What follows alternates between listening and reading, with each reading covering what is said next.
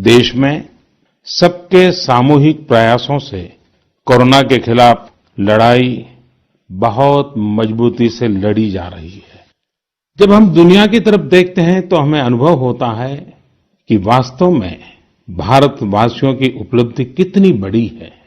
हमारी जनसंख्या ज्यादातर देशों से कई गुना ज्यादा है। हमारे देश में चुनौतियां भी भिन्न प्रकार की हैं, लेकिन फिर भी हमारे देश में कोरोना उतनी तेजी से नहीं फैल पाया जितना दुनिया के अन्य देशों में फैला। कोरोना से होने वाली मृत्यु दर भी हमारे देश में काफी कम है। जो नुकसान हुआ है उसका दुख हम सबको है, लेकिन जो कुछ भी हम बचा पाए हैं वो निश्चित तौर पर देश की सामूहिक संकल्प शक्ति का ही परिणाम है। इतने बड़े देश में हर एक देशवासी ने खुद इस लड़ाई को लड़ने की ठानी है। ये पूरी मुहिम पीपल ड्रिवन है।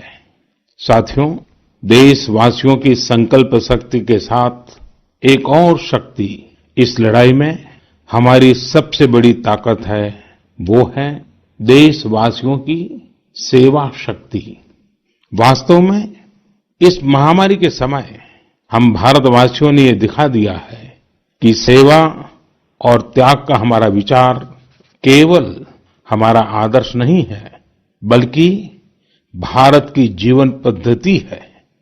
और हमारे यहां तो कहा गया है, सेवा परमो धर्मः। सेवा स्वयं में सुख है, सेवा में ही संतोष है। आपने देखा होगा कि दूसरों की सेवा में लगे व्यक्ति के जीवन में कोई डिप्रेशन या तनाव कभी नहीं दिखता।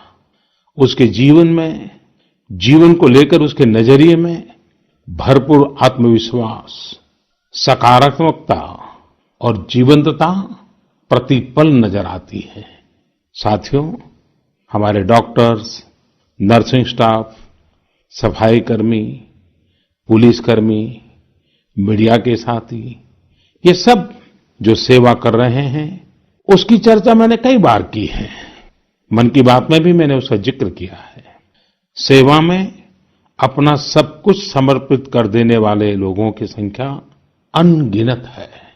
ऐसे ही एक सज्जन है तमिलनाडु के सी मोहन। सी मोहन जी मदुरै में एक सैलून चलाते हैं। अपनी मेहनत की कमाई से इन्होंने अपनी बेटी की पढ़ाई के लिए 5 लाख रुपए बचाए थे, लेकिन इन्होंने ये पूरी राशि इस समय जरूरतमंदों, गरीबों की सेवा के लिए खर्च कर दी। इसी तरह अगरतला में ठेला चलाकर जीवन यापन करने वाले गौतम दास जी अपनी रोजमर्रा की कमाई की बचत में से हर रोज दाल चावल खरीदकर जरूरतमंदों को खाना खिला रहे हैं। पंजाब के पठानकोट से भी एक ऐसा ही उदाहरण मुझे पता चला। यहाँ दिव्यांग भाई राजू ने दूसरों की मदद से जोड़ी गई छोटी सी पूंजी से 3000 से अधिक मास्क बनवाकर लोगों में बांटे। भाई राजू ने इस मुश्किल समय में करीब 100 परिवारों के लिए खाने का राशन भी जुटाया।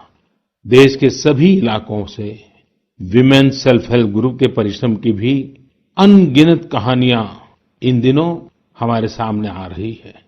गांवों में, छोटे कस्बों में हमारी बहनें, बेटियां हर दिन हजारों की संख्या में मास्क बना रही हैं। तमाम सामाजिक संस्थाएं भी इस काम में इनका सहयोग कर रही हैं। साथियों, ऐसे कितने ही उदाहरण हर दिन दिखाई और सुनाई पड़ रहे हैं। कितने ही लोग खुद भी मुझे नमो ऐप और अन्य माध्यमों के जरिए अपने प्रयासों के बारे में बता रहे हैं। कई बार समय की कमी के चलते मैं बहुत से लोगों का, बहुत से संगठनों का, बहुत सी संस्थाओं का नाम नहीं ले पाता हूं। सेवाभाव से लोगों की मदद कर रहे ऐसे सभी लोगों की मैं प्रशंसा करता हूं, उनका आदर करता हूं, उनका तहे दिल से अभिनंदन करता हूं।